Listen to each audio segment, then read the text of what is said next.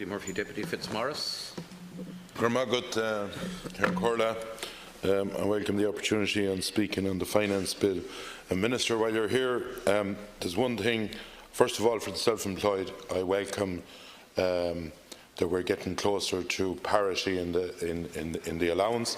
But Minister, one thing I would ask you to do, and I know you're probably sick of listening to speakers here for the last while. Next January, your department, our revenue, is bringing in a new system for employers, and in fairness to the revenue, they are ringing round explaining it to the different employers. But the word that we are getting back, Minister, and this is alarming, because I'm not talking about multinationals, I'm talking about the people that is 2, 3, 4, the hairdressers that might have 4 or 5 people working. And their accountants, with the new system where you have to send in the information every 2 weeks to revenue, are quoting them that every employee that do the work for now for these employers is going to be €450 per person. And I think this will, you know, in the small businesses around the country, this will do a lot of harm. And if nothing else comes out of this budget, or if you don't hear anything else or want to, I would ask you, would you please look into that to see how we can sort this out? Because if it's €450 per employee, and that's what the accountants are quoting them, I'll get evidence of that if it's required. Yes, are charging the employer to do this extra work, because bear in mind that it's more paperwork they have to do, and some of those people, it's going to cripple the small little businesses. Some of them might be paying an accountant at the moment 1,200 or 1,400 or 1,500. It's going to actually double it or even more if they have 3 or 4 employees. I noted from, be it hairdressers, people's in nursing homes where they might have 15 or 20 people working, and this is going to be a major problem coming down the line. As the previous speaker spoke about, in the line of the hotel sector, you're damned if you do and you're damned if you don't.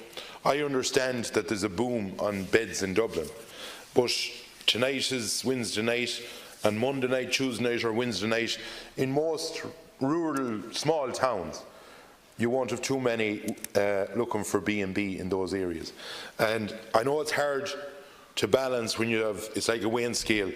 Dublin is going fairly well. You struggle to get a room at night, but we have to make sure that, I know there's something like 460 million or 70 million that it's going to take in, and there's, I know, 45 or 46 million back off it, whatever that will be. But it's going to have an effect on those small businesses. And I don't know the ins and outs of it, but I would have preferred maybe a bed tax or something that you could hit the ones that are in a boom, but save and mind the ones that are in the smaller rural areas. In the line of, there are good things in the budget. I'm not going to say everything is bad or anything. There are good things in the budget. I welcome for the pensioners. I welcome even for the self-employed. We're getting nearer to that target, even though we should be there before this, but at least we're getting there. In agriculture, it is probably no more than what we have seen across the headlines today. When you look at the agricultural budget, we export 12 billion in this country in agriculture. It was, in my opinion, the backbone when everything else had hit a wall.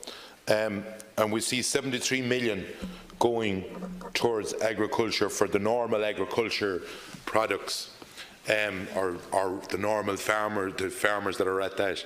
But then you look at the forestry is going to get an extra 103 or 4 million, which is sort of would raise your eyebrow, because I don't think forestry, in fairness, brings in 12 billion a year.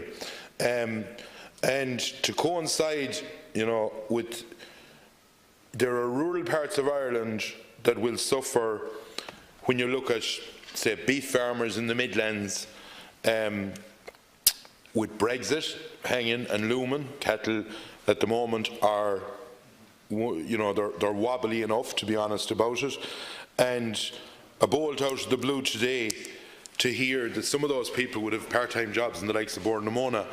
And I just wonder, has anyone ever stood for a second and say, can we put the jigsaw together that we're dreaming about? Because we're going to take 1.5 million tonnes of peat out of production in the so-called decarbonisation, even though that everything the DSB had to use, they paid €20 per carbon credit for it. So I'm hearing reporters all even talking about what they were doing to the environment. They were actually probably the only ones in Ireland that were carbon neutral when you look at what they bought each year. And I look at small farmers that would have part-time work, maybe beef farmers or suckler farmers that would be struggling at the same time working in the likes of Bord-na-Mona. And what's in place for them for next year? Has this been accounted for? And at the same time we are talking about reducing our imports.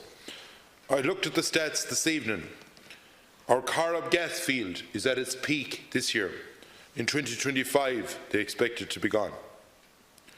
We are deciding that we're going to reduce 1.5 million tonnes of mill peat, and at the same time we will have to import that. And I have heard, especially some of the people that stands near me here, talking about that we'd be reducing what we'd be importing, but in actual fact there'll be money going out of the country, people not working in rural areas, which isn't good, that are losing jobs. And you can have all the task forces and all the different things, but it is a worry for what's coming. In agriculture, I would have always stated that the suckler cow needed more money than what it is. €40, and I'm not saying that it's no good, but it's not going to save the suckler cow in this country. And I think that we need to make sure that the family farms are protected. In the line of, I know that you have made adjustments to tax, but the only problem is there are a lot of people in what I call Middle Ireland, who some people might say, oh, you're fairly well off, you're on 40 grand or 50 grand or 55 grand, 60 grand maybe. They might have kids in college that have a high mortgage, and to be honest about it, in my opinion, they're the new poor in this country, because they're paying for everything and they're entitled to nothing. And that is an awful problem. We are getting them day in, day out. And Minister, in a finance bill, I would have hoped that there was some opening. I'm after coming off the phone to a family, and I would have hoped that there would be some alleviation for those people that are losing farms. Spoke to people tonight in a western county that the receiver is going in, even though they had an agreement, but of course Ulster Bank never gave them the letter, and now Promontoria are going to appoint a receiver and add more cost to it. But there is nothing there for those people to facilitate them. And I'm talking, the people I was talking to tonight, is about 130 or 40,000. There is nothing to facilitate them people to try and save their livelihoods, live in that area, and that is a major problem. And I would have hoped that we'd have something done on that. We're talking about it in here forever and a day, but nothing seems to change. In the line of housing, and I know there's there's extra money put towards housing, it is my honest opinion that we're not able to spend the money that we had in housing, that we're tied up in red tape, we're tied up in policy documents, we are tied up in planning issues, and we cannot get to basically put bricks and mortar into the ground, to put it very simple. And we could throw nearly any figure, but we're not able to attain what we need to spend in it. And the other thing that's coming down the line, and I don't see much there for it at the moment, is to try and basically dangle the carrot to get apprenticeships, to get more apprenticeships up and running, because unfortunately at the moment, while we might talk about building houses, we better come up with some massive idea that they'll nearly build themselves because of the shortage of machine drivers to dig the ground, pipe layers, brickies and plasters, and that is becoming a problem, and this has been flagged for a few years. We had a lot of them were at it during the boom. They got disgusted, they went to other employment, and they're not going back at it, and we nearly have lost a generation at it. And I think that we need to focus on that. But on top of that, I would be more for trying to keep costs down than throw money at something. I believe that affordable housing should be prioritised, and I know you've spoke about it.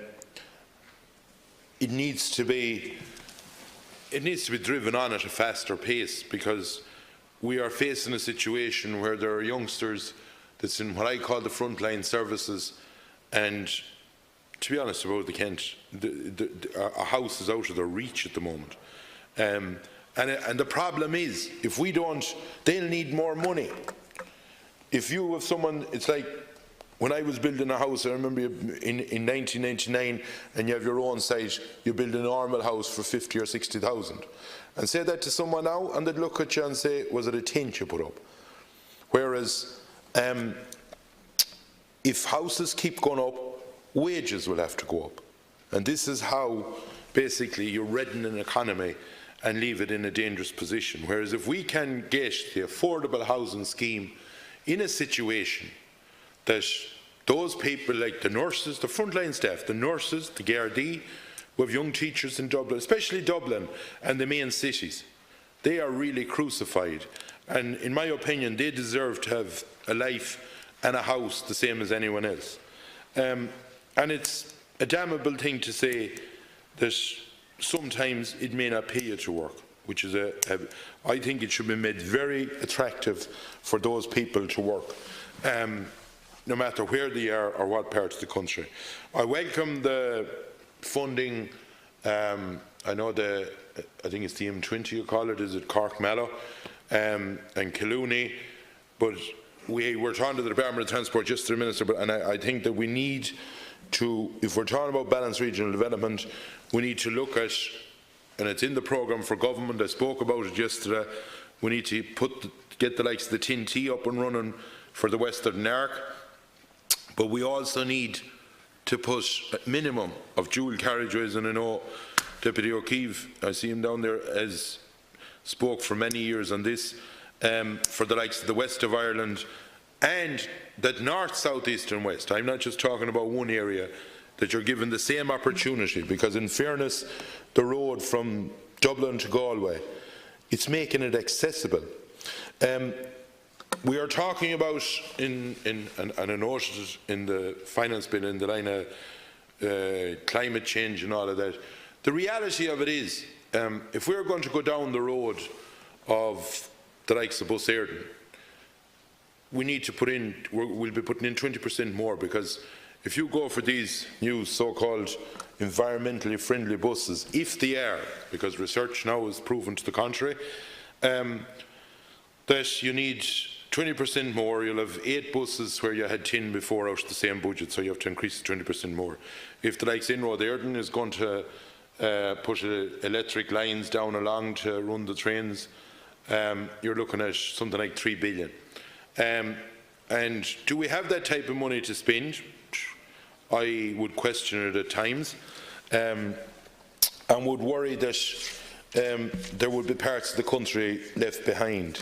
The likes of and I'm going back again to the roads, there are some, I know Killooney is mentioned, and that's good, and I know that in 5 there's part of it going to onboard Planola, but I think we should try and drive this on as quick as possible to make sure that we try and attract, especially with the likes of the news today, more businesses to rural parts of Ireland, to try and help them going forward.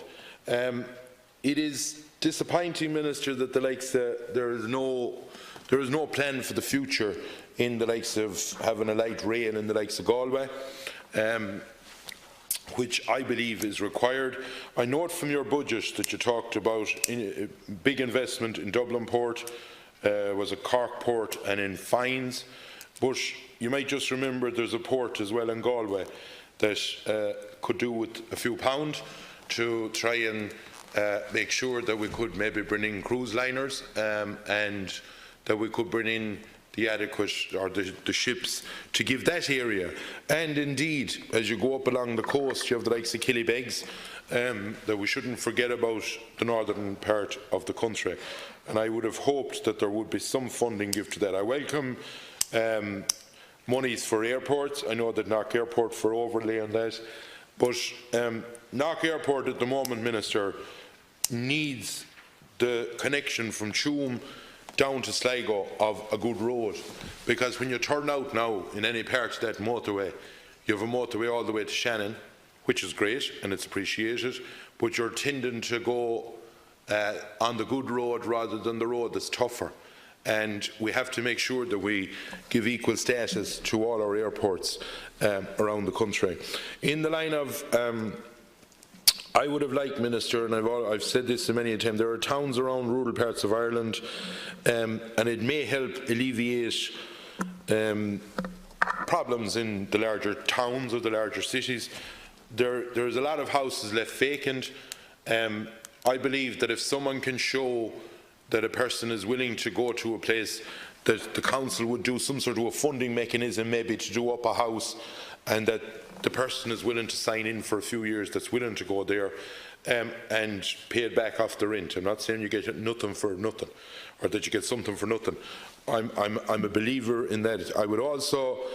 I do also think, Minister, that unless we go down the road of dangling the carrot in the line of a tax credit for some of the towns that are losing population in the rural areas, we will end up putting pressure for schools, for more hospitals, for more infrastructure in the cities that will make it struggle. And I believe that we need to sort of do something, even if I've brought up one suggestion to the Department of Environment, that we do it on a points basis, that if you move to a different area while you were on a social housing list, that you got to the top of the pile quicker and give an incentive to it. I'm being honest with you, if there's nothing else that you take note of what I am saying tonight, what's happening with the self-employed is causing a lot of trepidation among, I'm talking about the small businesses, I'm not talking about multinationals that is people there that can be filling forms or whatever. I am talking about the small, medium-sized businesses, and there's a lot of them contacting us at the moment that they're fearful of what has to be done. It's every 2 weeks they have to do up all this paperwork and send it in, seemingly, and if a lot of them have openly said that it might be sound if you have someone twiddling their thumbs there in a big company that's making plenty of profits, but if you're basically just keeping the door open between rates and the different taxes that you pay, that it's a struggle to be thrown on top of you. It may be something that hasn't been, foreseen, and I'm not blaming somebody, but there's only one thing: when a problem comes in front of you, you try and alleviate it or solve it, rather than maybe closing a door. I know Brexit, there's a lot of uncertainty in a lot of areas, and this, on top of it, has put a fair worry in the small rural villages right around the country. So I leave it at that, and Gormahagut Cancora.